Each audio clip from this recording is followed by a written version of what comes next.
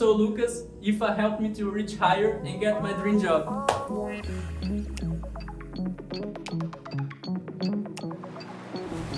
Já sabia que existia um curso inicial que era preciso para ter certificado de comissário de bordo. Pesquisando alguns cursos, encontrei o IFA que me chamou mais atenção. O curso era de 3 semanas. Quando eu vi que cabia direitinho no meu bolso e as oportunidades eram incríveis, eu falei, olha, eu quero. No decorrer do curso foi muito cansativo, mas cada dia que se passava eu estava mais introduzido à aviação.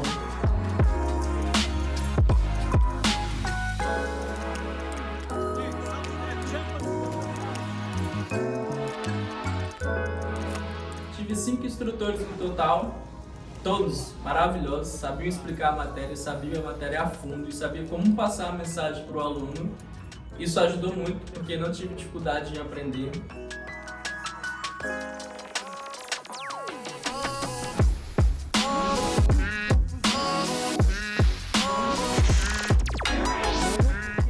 A lot of fun, and I'm enjoying the practical parts, and everyone is very nice here. You know, we've all gotten to know each other and I've learned a lot.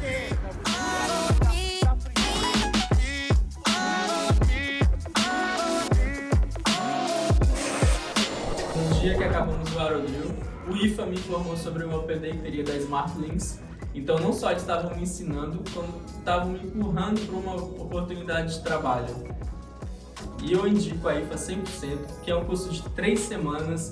São pessoas muito simpáticas, professores que ensinam super bem. Vocês vão adorar a escola, a estrutura, todo o pessoal. Eu estava a 2 dias do exame final, a 2 dias de me formar. E nesse mesmo período de tempo, eu estava me preparando para uma entrevista importante.